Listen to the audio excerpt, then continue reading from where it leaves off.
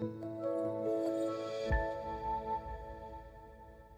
meu objetivo hoje aqui é falar sobre os impactos da reforma da Previdência para os colegas que já migraram.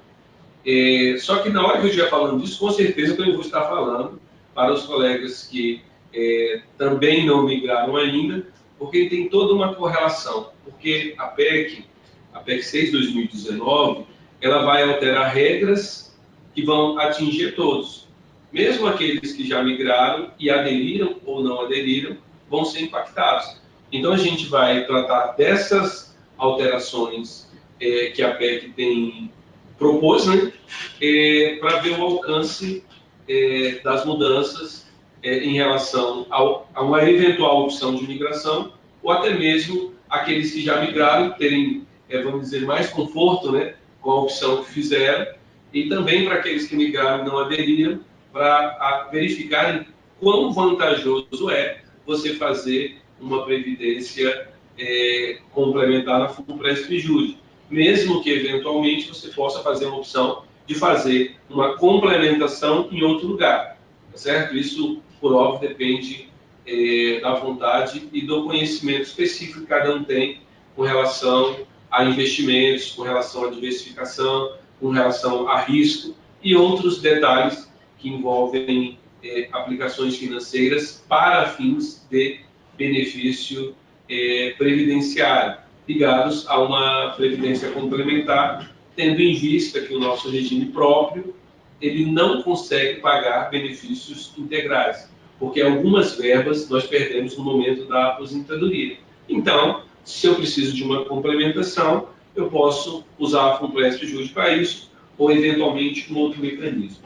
Mas agora, falando especificamente com relação à PEC 6/2019, nós temos que lembrar que hoje nós temos 3 regras de aposentadoria que são aplicadas aos membros da magistratura. Tem a regra da integralidade e paridade para aquele que ingressou até o dia 31/12/2003, a regra da média para aquele que ingressou a partir de 1º de janeiro de 2004 até o dia 13/10/2013, e a regra da média limitada ao teto para aqueles que ingressaram a partir do 14/10/2013 ou que efetivaram a migração. E todos esses 3 grupos que existem hoje, eles serão submetidos, de acordo com a PEC 6/2019, às disposições do artigo 3º, porque as regras de transição, todas elas serão revogadas. Então, todos os servidores e membros estarão submetidos a uma regra única, que é a regra do artigo 3º, que é essa regra que eu vou falar um pouquinho dela, que ela traz algumas novidades muito importantes. A primeira é que ela já passa a idade mínima, que hoje é de 55 para a mulher e 60 para o homem, para 61 e 56. Isso a partir de 2019. É interessante observar que a PEC, ela dá sinais que ela quer ser aprovada em 2019. Ela deixa isso claro, principalmente pelo dispositivo, que vai dizer que, a partir de 2022, essa idade mínima, que é 56 e 61, passa para 57 e 62. Então, qual que é a primeira constatação? É que quem tinha a possibilidade de aposentar antes de 55 ou antes de 60, pela emenda 47, vai ter que ficar até no mínimo 56 ou 61. Só que a partir de 2022 essa idade aumenta. E depois disso, ela, vamos dizer, ela permanece em 62 e 57, 62 para o homem, 57 para a mulher. Só que além de cumprir essa idade mínima, também tem que cumprir um tempo mínimo de contribuição no serviço público de 30 mulher e 35 homem, mais 20 no serviço público e 5 no CAP, independente do sexo. Cumprindo esses requisitos, você ainda não pode aposentar, porque também precisa ter a quantidade de pontos necessárias para poder aposentar. Ou seja, vai ter que somar a sua idade com o tempo de contribuição. A soma dos dois é que podem gerar a possibilidade de aposentadoria. Se a gente olhar aqui para esse cálculo que está no slide, pode-se observar que a idade mínima em 2019 para a mulher é 56 anos, e o tempo mínimo dela é 30. 56 com 30, 86. A idade mínima em 2019 é 86. Então, essa mulher poderia aposentar. Tudo bem? Então, tem que somar o tempo de serviço mais a idade e dar a quantidade de anos para aquele...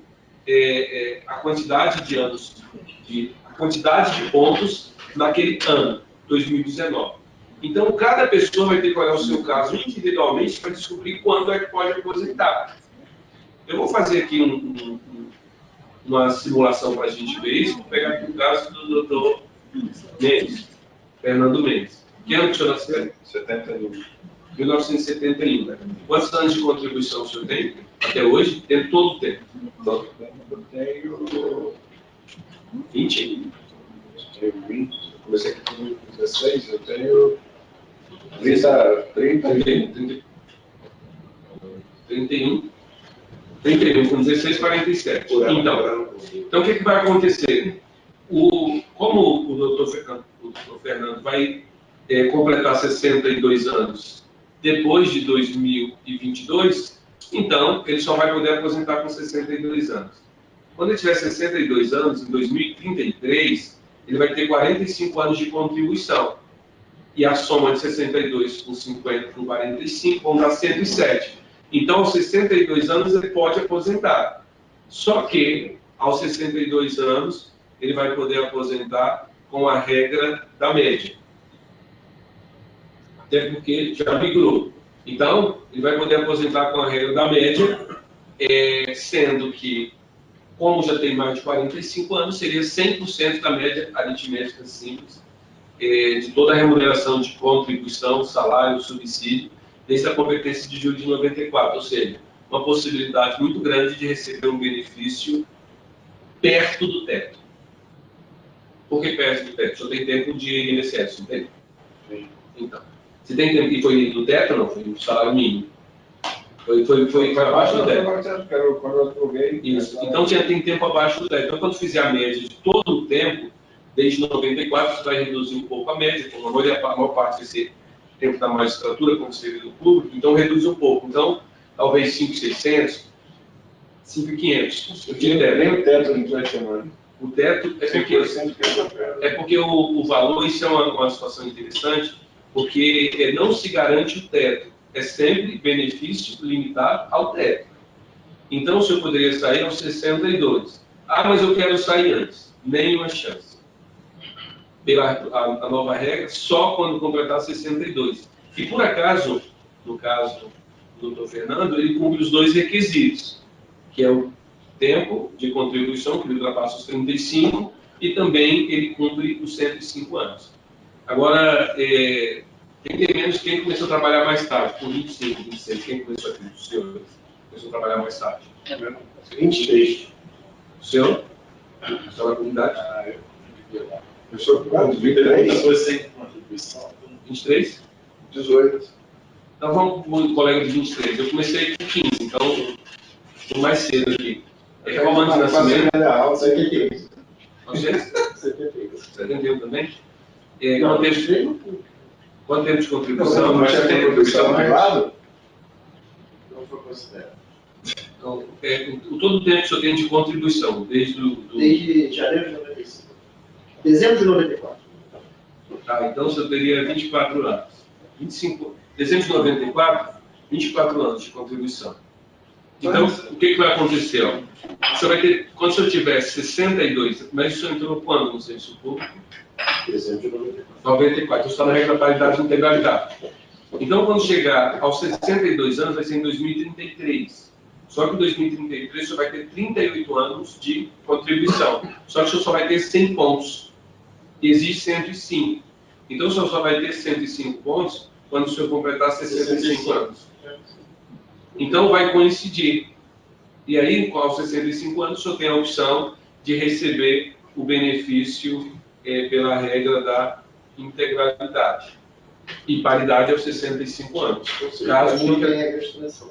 Não tem regra de transição. No meu caso, tem, porque eu também sou de 71, só que eu comecei a trabalhar antes, eu tenho 30 anos de contribuição. Então, aos 62, eu posso sair pela média, com 100% da média, ou posso aguardar até os 65 para sair pela integralidade e paridade. Então, você não migrou no final? Ainda não. Eu não migrei ainda porque eu sou técnico. Sim, não, eu tenho toda uma historinha que eu conto. Vai migrar, E estou fazendo escola da magistratura. Toda vez. E você já migrou? Já vai migrar? Eu estou pensando ainda. Porque eu estou... Migrou, Eu também tenho credibilidade. Mas deixa porque o que acontece? É que eu tenho que explicar essa coisa toda vez. Só porque a questão que eu tenho em um benefício especial é que é R$ 3.800, que é 24 anos de técnico. Então ele é muito baixo. Se eu migrar, eu consolido minha situação de técnico. E eu não quero me aposentar como técnico. Eu nada contra quem quer, mas eu prefiro me aposentar como analista ou como membro da magistratura do Ministério Público. E eu estou fazendo escola para isso. O que eu posso fazer é estudar e correr um risco. Qual que é o risco que eu corro? É da integralidade à paridade, ela deixar de existir até o momento da minha aposentadoria no futuro. Se ela deixar de existir, eu corri um risco à toa. Eu deveria ter migrado. Mas eu estou ainda avaliando que a gente ainda vai ter essa integralidade até o momento da minha aposentadoria. Mas é um risco que eu estou avaliando, porque é uma situação que cada um deve fazer isso, né? Avaliar se, no caso específico, vale a pena ou não. Então, só chamei a atenção para esse parâmetro, porque é importante, vários colegas estão pensando assim, se eu quero saber disso, vários falam assim, não, mesmo com a PEC eu vou aposentar com 60. Tem colegas que estão pensando isso. Tem colegas que estão pensando em aposentar com 55 e não vai ter jeito. E outra coisa, vão ser poucos os que vão poder aposentar com 62. Pode ver que o caso do senhor, nem regra de transição não tem. E começou a trabalhar cedo. Então, é importante que os colegas saibam disso.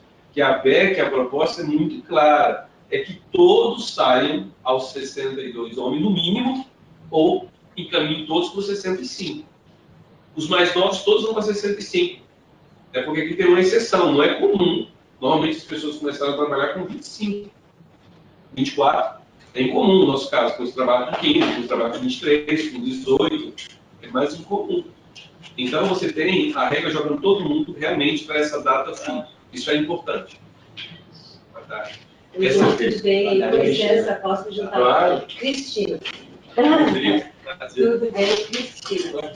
Eu esqueci de responder sua mensagem.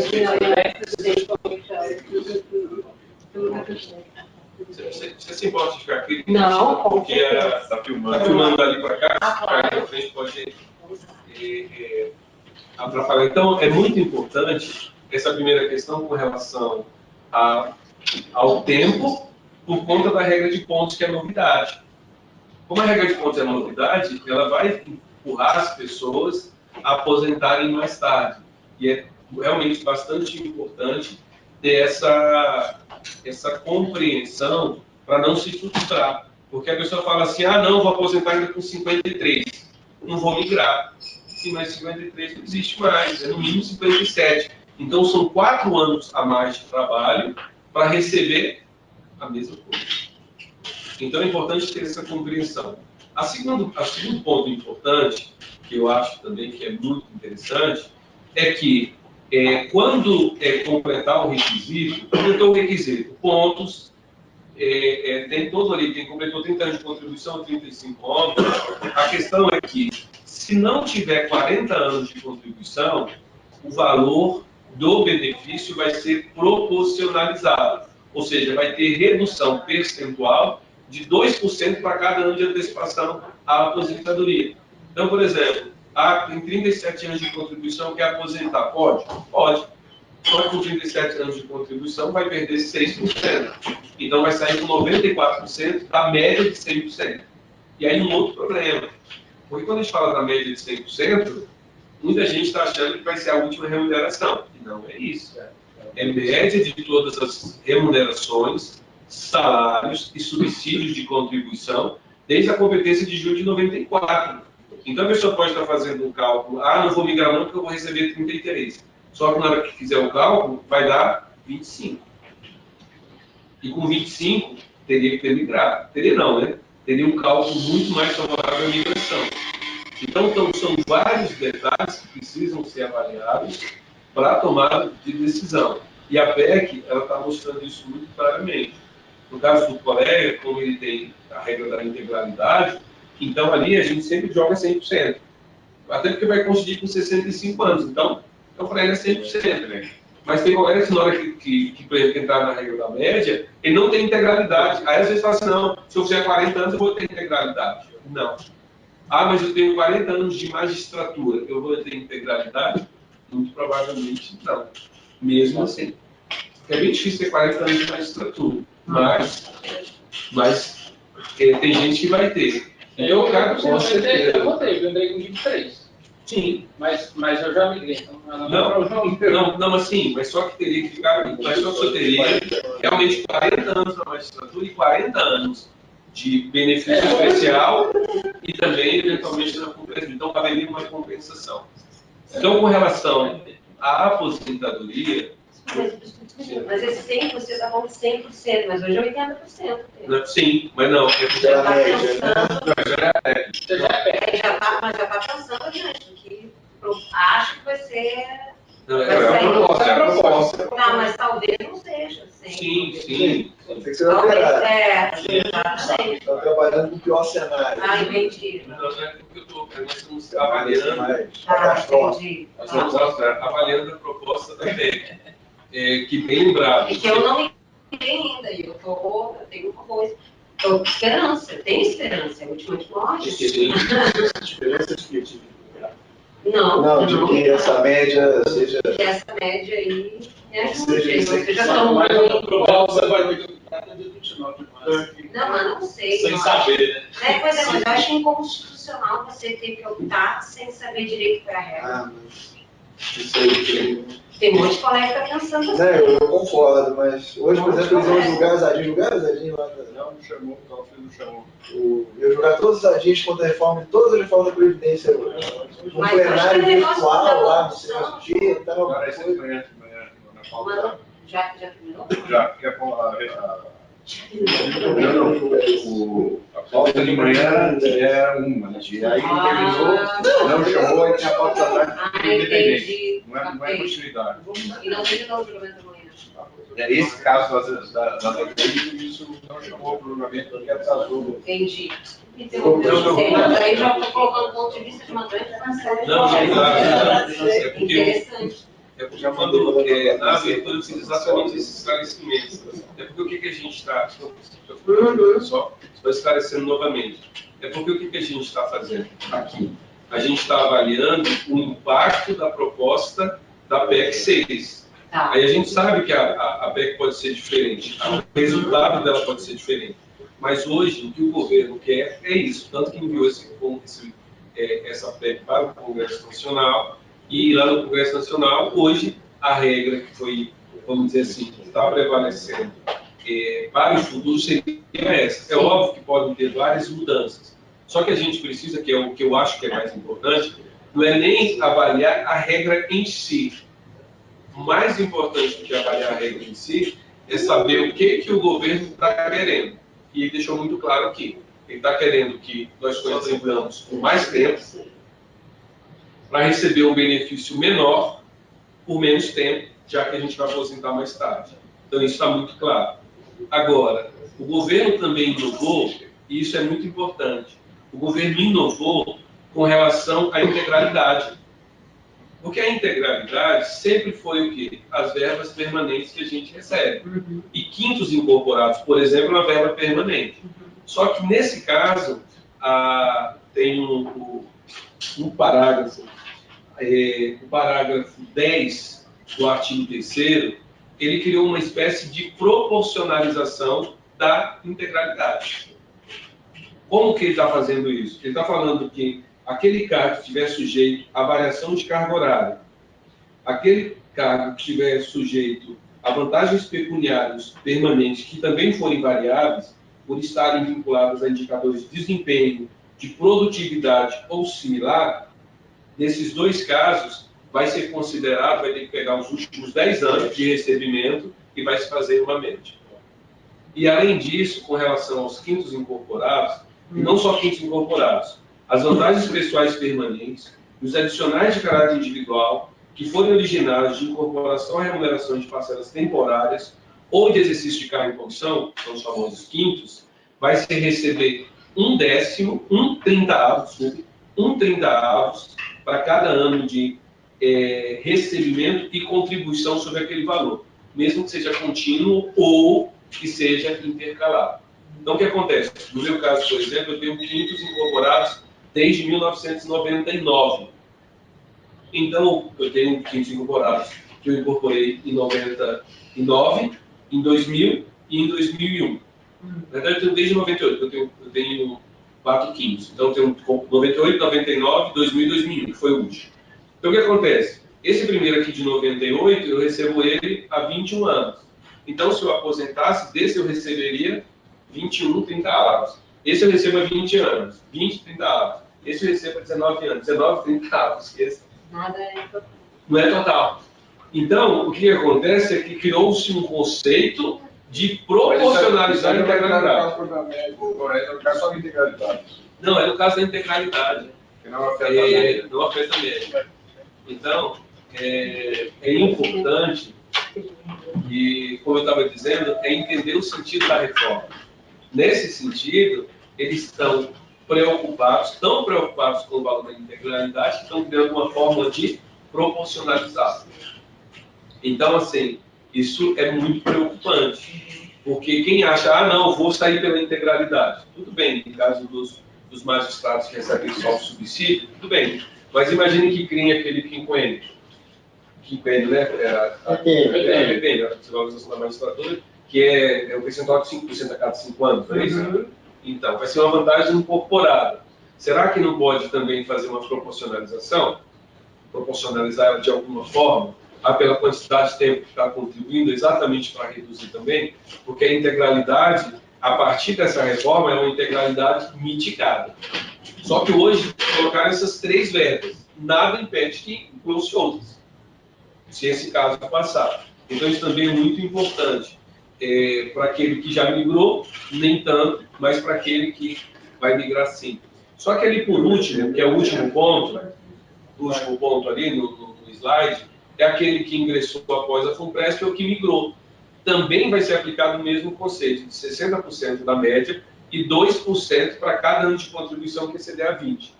Então, se quiser eventualmente sair mais cedo, com 62 anos, também vai se aplicar a mesma regra. Seria receber um benefício menor. Nesse caso, não vai ter uma grande relevância, porque é 2% de 5.800. Então, você vai perder em torno de 100 e poucos reais para cada ano que você antecipar. Tá certo? Então, assim, é um valor que realmente não seria muito significativo, olhando para o salário em questão. Então, não sei se valeria a pena ficar trabalhando um ano a mais para ganhar 100 reais. De qualquer forma, você tem essa regra que vai ser aplicada para todo mundo. Então, para quem ingressou até 31/12, com possibilidade de integralidade e paridade mitigada, com 65, 62, quem ingressou após 31/12, ou aquele que quiser aposentar mais cedo, antes de 65, 62, vai sair pela média, e também aquele que ingressou após o FUNPRESP, mesmo limitado ao teto, também sair pela média. Tá certo? Porque aí você tem uma afetação daqueles que migraram. Porque quem migrou fala, não, eu migrei, vou receber o teto, ou próximo do teto. Sim, pode receber o teto, próximo do teto, mas só vai receber 100% desse valor se ficar 40 anos. Entendeu? Então, hoje em dia não é 30, são 40 e não existe mais integralidade e paridade. Acabou. Porque por conta dessas vantagens que estão sendo proporcionalizadas, para quem tem essas vantagens, vai ter sim uma mitigação. Mas para aqueles que têm, por exemplo, caso dos meus coisas subsídio, tranquilo. Mas imagine, por exemplo, se pudesse incorporar a Gaju. Não é uma vantagem que é variável, que vai ser incorporada, aí a Gaju também entraria numa proporcionalidade. Ou numa fração de 30 avos. A Gaju é bom para quem pela média, né? Sim, pela média, porque ajuda no cálculo. E também, até está pendente lá no Conselho de Justiça Federal, a possibilidade de fazer contribuição sobre a Gaju para receber a contribuição também do patrocinador. Isso é uma dúvida. Qual o tribunal que não está deixando? Além do da Quinta Federal. A quinta não, é só o da quinta. Não, segundo o Gustavo, nenhum Não. estaria recolhendo. É. Nenhum estaria A recolhendo. primeira tá. A patrocinada Mas sobre a Gaju, segundo Gaju. está recolhendo sem autorização. Mas Segundo, tá. mas tem um Nunca mais problema. Eu fiz minhas contas. Eu falei para ele, ele falou, não tem uma autorização do Inclusive, CJF. a Primeiro, sessão primeiro, judiciária primeiro. deu um formulário para todo mundo que pediu. Tem um formulário pronto, você preenche. E Agora, aí receber sobre a ajudado pelo tribunal. Não, sobre a Gaju, tudo bem. A parte. Não, a parte do contribuinte. A parte contribuinte. Mas ele não é o patrocinador. mesmo valor, está lá no mesmo. O patrocinador. O título do extrato está lá mostrando. Mas esse formulário depois da Inclusive, já migração. parado. Depois da migração. Depois da migração. Porque Aliás, eu só tenho depois da migração do extrato. então, Está lá o mesmo valor certinho. A primeira porque regional. veja assim, ó, Não tem problema quanto a isso. o que a gente E alguém da quarta falou no grupo, ele tá também, não. Não, dá pra eu nem fiz opção para recolher a contribuição sobre a Gaju. Mas a dúvida que tinha até para a consulta ao Supremo era a questão se o patrocinador ia fazer o Você não recolhimento. está pagando. A mesma coisa que você recolhe. então, essa questão é importante pelo seguinte: segundo o Gustavo, se o tribunal estiver pagando, está pagando errado porque não tem autorização. E esse é super difícil, porque a primeira região que não paga nada, está fazendo o está pagando. Mas o patrocinador está pagando. sim, mas assim, tem o TJDF, por exemplo, paga sobre a Gaju. Eu tenho, a União, a AGU já está pagando, todo mundo está pagando. O problema é que o CJF resolveu submeter ao Supremo essa Isso. E aí não tem uma autorização dos tribunais de pagar isso. Isso é que eu queria ver, porque se for só na quinta, às vezes é melhor resolver isso lá na quinta só. Não é Se só os outros tribunais não é só o contrário, só está fazendo na primeira isso. Então, pessoal, assim, tem essa discussão com relação à inclusão, mas é interessante pensar nisso. Agora, o segundo ponto. O segundo ponto que é importante. Além disso, além dessa alteração para aumentar o tempo de contribuição, para fazer com que nós recebamos menos e também para que nós recebamos por menos tempo, também tem uma alteração na PEC para que o percentual aumente. O percentual do desconto, hoje, que nós fazemos para a Previdência de 11%, esse percentual aumente e, no caso da magistratura, um juiz substituto passaria para 16,30, um juiz titular passaria para 16,43, um desembargador 16,56, um ministro 16,68 e o ministro do Supremo seria 16,82. Sendo que, para aquele que migrou, sairia de 11 para 11,68. Ou seja, hoje paga 642, passaria a pagar 682, um aumento de R$40. Tudo bem? Enquanto que hoje um juiz teria um aumento, se não migrasse, um aumento muito significativo, saiu de 11 para 16, ou seja, um aumento de mais de 5%, 5,43% em cima desse valor. Agora, uma coisa muito interessante é que, lembrando que esse percentual ele não vai atingir somente os ativos. Esse aumento também vai ser repassado para os aposentados e pensionistas. E no caso do aposentado e pensionista, o percentual é maior, não é igual. E aí eu mostro aqui também. Por que esse percentual ele é maior para, como eu estava dizendo, esse é o valor da contribuição da ativa, e esse valor ele aumenta quando passa para a inatividade. E aqui fica muito fácil perceber, porque o que acontece? Você acaba deixando de pagar aquelas alíquotas menores, porque se criou alíquotas por faixa. Ou seja, dependendo da faixa, entre um valor e outro, você paga um percentual. Como até o teto é isento, então, a partir de 5.839, o percentual é 14,5%. Então, se pegarem o caso, por exemplo, do técnico e início de carreira, ele vai pagar sobre 1.700, ele vai pagar sobre 7.591, que é na faixa de 14,5%, que ele vai pagar 254.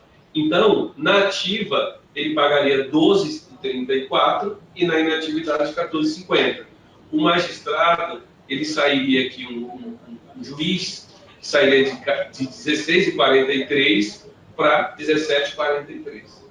Então, também há um aumento mais significativo no momento da aposentadoria. E aqui tem uma questão interessante, que é aquilo que eu disse antes. Tem alguma dúvida que o governo quer que a gente pague mais? Tem alguma dúvida? Não. Tem alguma dúvida que ele quer que a gente pague por mais tempo? Não. Tem alguma dúvida que ele quer que a gente receba menos? Não. E tem alguma dúvida que ele quer que a gente receba por menos tempo? Também não. Tudo está claro. Então, o que o governo fez? Ele atacou os 4 pontos.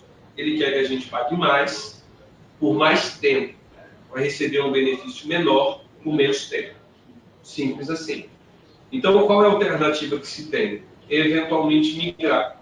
Por quê? Porque ao migrar, todo o seu recurso hoje fica submetido a essa regra. Paga mais, por mais tempo, vai receber menos por menos tempo. Na hora que você migra, acontece a mesma coisa, mas você limita o alcance ao teto. E aí que vem a outra questão que é muito importante. A PEC, no artigo 147, a possibilidade, 149, desculpa, a possibilidade da instituição pela União de contribuição extraordinária. Ela traz a regra da contribuição ordinária, que é essa, e fala da possibilidade da contribuição extraordinária. E aqui, por lei, a primeira, a instituição por lei. Agora, o que precisa também se considerar é o seguinte, é porque fala que isso vai para os tribunais, ou seja, existe inclusive uma jurisprudência no Supremo dizendo que não pode ter cobrança de previdência por faixas. Por isso que a medida provisória, que está até aqui embaixo, a medida provisória 805, ela foi, contra ela, sob tema liminar do Supremo Tribunal Federal, ministro Lewandowski, exatamente dizendo sobre a impossibilidade da instituição de descontos na previdência por faixas, porque a Constituição não permitia. E aí o que a emenda faz? Inclui na Constituição, no artigo 149, a possibilidade de cobrança por faixas. E aí traz-se à memória o que aconteceu com relação aos descontos inativos. Quando a emenda constitucional 20 criou a possibilidade da contribuição dos inativos, o Supremo falou, não pode, porque o regime não é solidário. Aí veio a emenda 41 e incluiu no artigo 40, caput, a solidariedade. E aí o Supremo disse, agora pode, porque o sistema se tornou solidário. Então é importante perceber isso, que vai se discutir no Supremo? Pode, mas com relação à tese, só se não pudesse, se fosse uma cláusula pétrea, senão haveria essa possibilidade. De qualquer forma, tem-se a instituição da cobrança ordinária, no artigo 149, com a possibilidade de uma contribuição extraordinária, uma contribuição extra. E essa contribuição extra também atingiria quem migrou. Por isso eu estou falando dela. Mas aí sempre a gente fica teoricamente protegido pela questão do teto. Não, fica limitado ao teto. Mas é importante porque fala assim, eu migrei, agora eu só vou contribuir sobre os 11% até o teto na ativa, e na atividade eu não vou pagar nada. Aí com a PEC seria, contribuiria com 11,69 na ativa, e no caso de imigração, de aposentadoria, eu não teria contribuição ordinária, mas eu poderia estar submetido à cobrança da extraordinária. Sendo que... Mas se você não migrar, você está sujeito a isso dentro de uma base de cálculo muito maior. Entendo, com certeza. Mas é como eu estou falando sobre o alcance também para o migrado. Agora, o artigo 13 da emenda, ele vai falar exatamente de que, enquanto não foi editada a lei específica de que trata a lei complementar, que fala sobre toda a previdência, que está no artigo 1º, fica autorizado a instituir por lei, o ente federativo, União, Estado, Distrito Federal, autorizado a instituir por lei cobrança extraordinária. E aqui tem um detalhe que é muito importante, por isso eu estou falando dele, é que essa contribuição extra, ela vai ser aplicada nos servidores ativos, nos servidores inativos, e com relação aos inativos, a base de contribuição, ela pode ser estendida. O que isso significa? Que em vez de cobrar acima do teto, pode se cobrar acima do valor que supere o salário mínimo. Tudo bem? Então, olhando para ali, ó, aquela primeira faixa de até 998 continuaria isenta, mas aí se pagaria da faixa de 998,01 até o teto, se pagaria essa contribuição extraordinária, tranquilo? Só que tem mais um detalhe, é que o parágrafo 2º, quando se trata dessa contribuição extra, ele fala o seguinte, porque o artigo ele fala de duas coisas, a contribuição extra e a possibilidade da extensão da base. Com a possibilidade da extensão da base, o parágrafo 2º diz que a ampliação da base de contribuição dos aposentados e pensionistas, autorizada por esse artigo, vigorará pelo prazo máximo de 20 anos. Então, quer dizer que pode estender a base por 20 e pode fazer a contribuição extraordinária por quanto tempo? Não tem prazo. Ela tende a ser permanente. Não tem prazo. Porque ela é vinculada a uma constatação do déficit. O déficit sempre vai haver, né? Isso. Teoricamente, sim. Então, mas é só para ter essa ideia de que o dispositivo da PEC autoriza a ampliação da base por 20, mas não limita o tempo da cobrança da alíquota do benefício extraordinário. Sendo que, em regra, o que se faz quando você cria uma contribuição extraordinária quando existe déficit? Você descobre o déficit e faz um ajuste, seria um plano de equalização do déficit, para acabar com aquele déficit. Não é para amenizar o déficit, nem fazer cosquinha no déficit. É para acabar com o déficit. E aí você estabelece quem pode contribuir, quem pode contribuir? Esse grupo. Quanto que é o déficit? Esse. Em quanto tempo eu quero que eles paguem?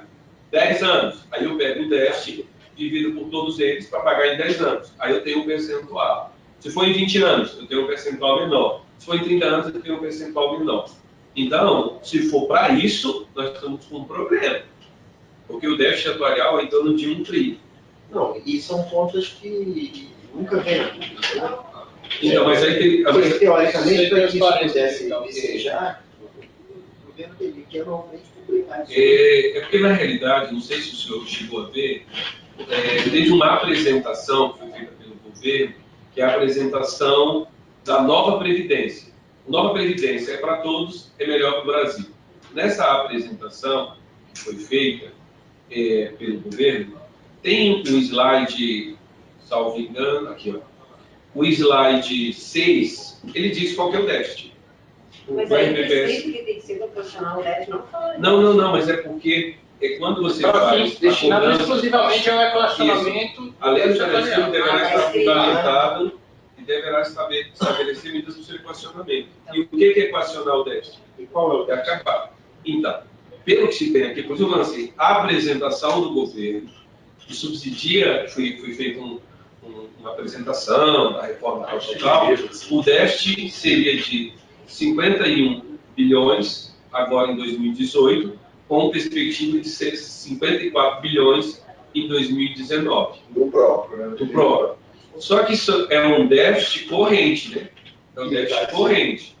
A questão é que, se eu estou querendo cobrir o déficit corrente, aí tende a ser permanente. Porque eu não estou aqui cobrindo, aí que é uma questão. Uma coisa é eu equalizar o déficit, outra coisa é eu ter reserva para pagar aquelas contribuições. Como é um plano de repartição simples, aí eu retiro o que eu disse, sendo repartição simples, seria para custear essa diferença. Então, quando aumentou a contribuição extraordinária aqui, aí o déficit diminui para 15. Aí esses 15 teriam que ser equalizados mediante uma contribuição extraordinária. Aí se é para equalizar esse valor, aí fica fácil. Eu pego a quantidade de pessoas, o valor do déficit, a quantidade de pessoas, e divido pelo outro e estabeleço a taxa. Tá certo? Então é importante...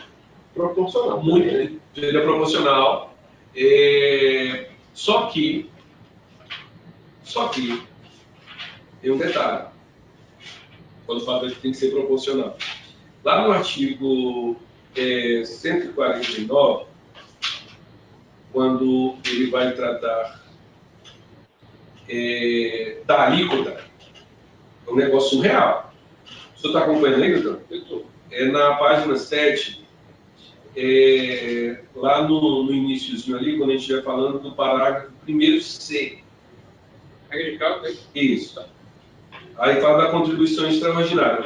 Você fala, a contribuição extraordinária seria do ativo, da porcentagem contínua, pensionista observará os seguintes critérios. Aí vem lá. Poderá ter alíquotas diferenciadas, com base nos seguintes critérios, sem prejuízo de outros que venham ser definidos por lei complementar. A condição de servidor ativo, aposentado ou pensionista. Histórico contributivo por regime de previdência. Regra de cálculo do benefício de aposentadoria ou pensão por morte. Valor da base de contribuição ou do benefício recebido. Então, a alíquota pode ser diferenciada dependendo da minha qualidade pessoal. Ou seja, vai olhar para os seus olhos e dizer quanto o senhor vai pagar. Tempo de contribuição, Tudo. Condição de servidor ativo, ou seja, pode ter uma alíquota para o ativo, uma para o inativo e uma para o pensionista, diferentes. Pode ter um histórico, dependendo do histórico contributivo, ou seja, aquele que tem muito tempo no serviço público, aquele que vem direto, tem muito tempo de iniciativa privada. Regra de cálculo do benefício, se é regra de média, se é regra de integralidade, ou se é de regra limitada ao teto.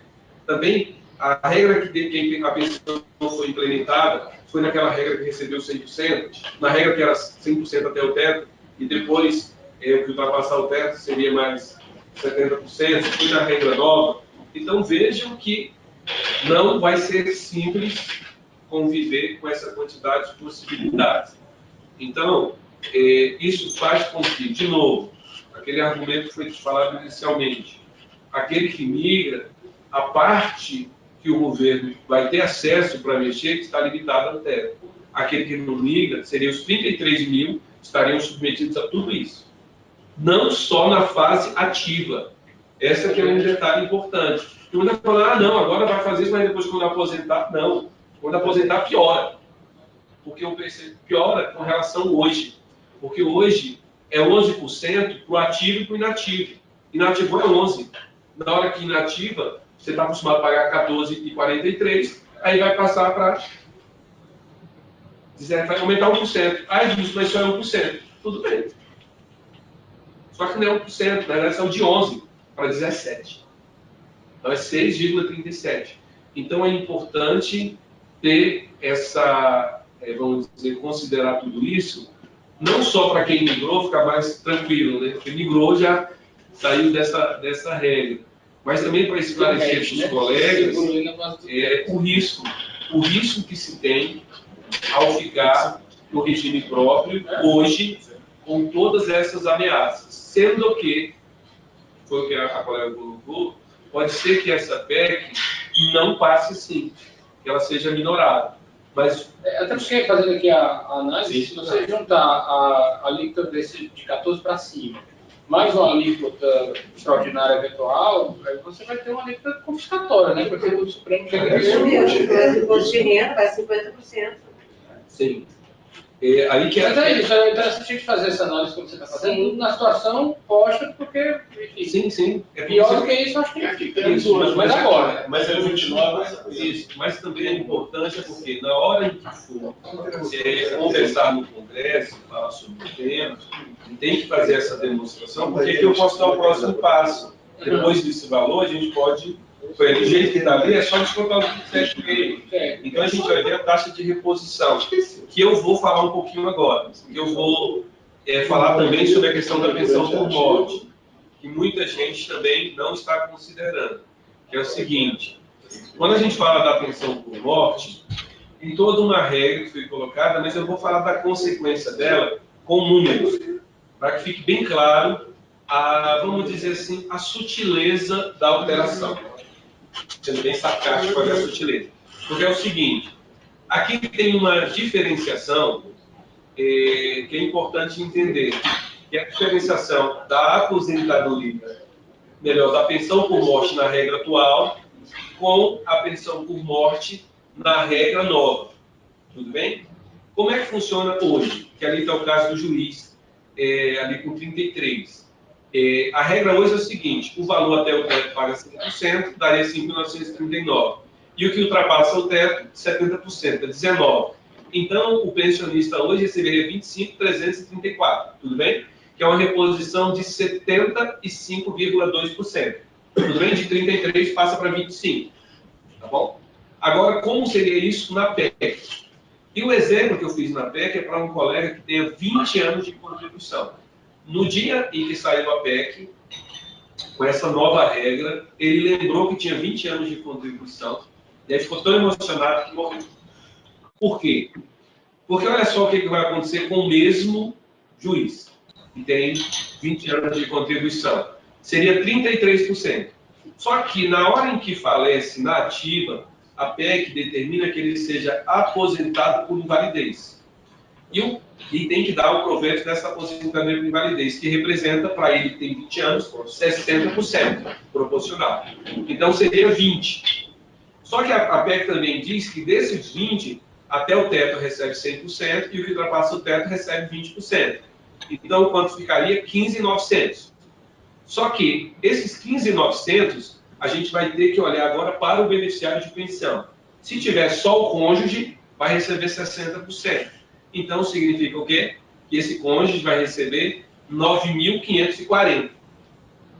Então, vejam, sai de 25 para 9, com uma perda de 15 mil reais. E a reposição, que era de 75%, passa para 28%. É a mesma pessoa, só houve o quê? Ele morreu depois da perda. Então percebam que a diferença, ela não é sutil, não, ela é gritante. A viúva que receberia 25 vai receber 9.500. 9.500. Então a gente fala assim, não vou migrar porque o meu benefício, o rendo vai ser 25. Tudo bem, hoje. Aí você fala, não, isso aí está errado, porque no meu caso, eu tenho 26 anos de contribuição. Então não seria 60%, seria 72%. Sim, seria 72%. Ah, mas eu também não tenho só meu cônjuge, eu tenho meu cônjuge de 2 filhos. Seria 80% dos 72%. Então, de qualquer forma, para ficar na regra de cima, eu teria que ter 40 anos de contribuição. Aí sairia com 100%. E do lado de cá, para ter um benefício de 100%, teria que ter mais de 5 dependentes. Ou a partir de 5 dependentes já tem 100%. Tudo bem? Aí se tivesse nessa situação, seria idêntico. Só que tem uma outra desvantagem do lado de cá. É porque na PEC, a pensão, as cotas não se revertem. Não são revertidas. Então, mesmo que você tenha, que é o meu caso, hoje eu tenho 30 anos de contribuição. Então, daria quanto ali? 80%. Eu tenho minha esposa, Graziela, e 2 filhos, Emanuel e Axa. Juntando os 3, 80%. Então, é 80 de 80. Só que a Axa tem 8, a Emanuel tem 6. Quando a Axa fizer 21, perde a cota dela. Quando o Emanuel fizer 21, perde a cota dele. E a Grazi também perde, porque ela tem 39. Ela só vai poder receber durante 15 anos. Ela receberia do mesmo tempo que o meu filho. Então seria 80 de 80 por 15 anos. Agora a preocupação que a gente tem, viu, Edmilson, em relação aqui ao FUNPRESP, né? Porque o que acontece? Quando a gente trata da pessoa com morte, eu sempre faço essa ponderação, quando a gente discute o tema, ele disse, olha, já está pior, porque tem gente que não acompanha, achava que inclusive agora já estava, ainda era 100%, que eu já não é assim. A de cima hoje já não é assim. Agora, o FUNPRESP, você tem a ideologia, digamos assim, da previdência privada, da autonomia e tal, mas a área é a área, né? Sim. Morte, validez e tudo. Então, se você morrer antes de fazer um capital razoável, a gente tem esse problema. Então, o que acontece? Hoje, ao que parece, eu fiz isso e a maioria das pessoas que lembrou fez, você tem que buscar um seguro mesmo de vida para, enfim, cobrir esse risco, né? O risco da área. Aí o que acontece? Eu não sei se isso procede, mas pelo que eu soube, o FUNPRESP, por exemplo, tem um seguro. Tem um seguro. O FUNPRESP Júnior não tem.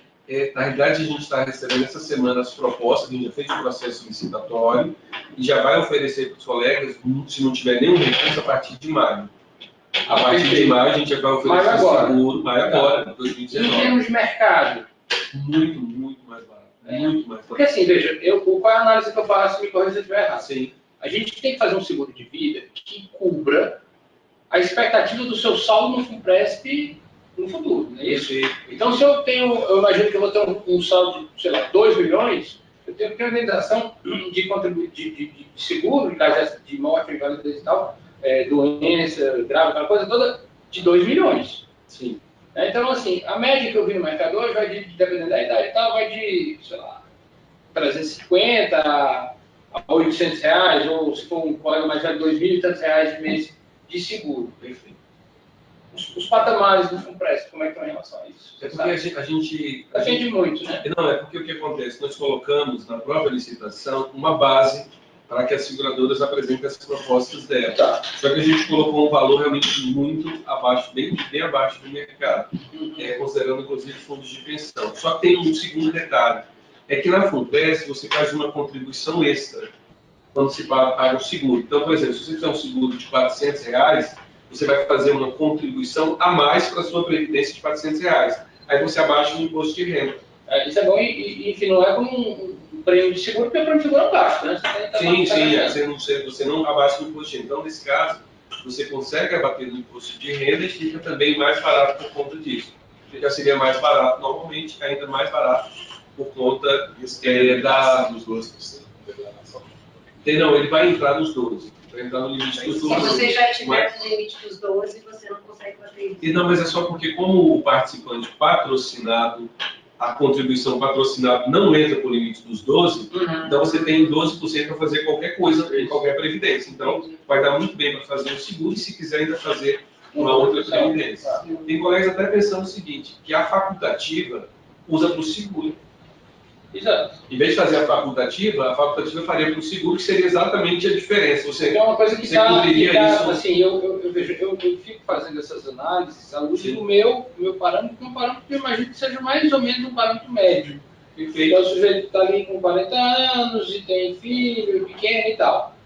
E pouco tempo de FUNPRESP, porque não está ali agora, né? Então a gente não tem capital. Sim. E pesa no meu orçamento o seguro mensal de vida. Agora, se o sujeito não ter, é uma loucura. Sim. A ideia, doutor, inclusive, é o seguinte, é porque isso vai causar um certo, vamos dizer, uma certa intranquilidade, mas olha só, hoje, em tese, nesse caso aqui, só para a gente deixar bem delimitado, na situação atual, tem gente que achava que era 33, eu que achava que era tudo, né? Tem gente que acha isso. Só que seria 25. Só que na regra atual seria, vamos arredondar para 10. Então seria 33, 25, 10. Qual é o valor que você quer deixar? Você pode falar, não, para mim, eu acho que para minha família está bom 20. Tem outro que fala, não, para mim está 25. Para outro quer ser 40. Acho que o seguro tem que ser maior, inclusive. Pode fazer qualquer um desses? Em tese, sim.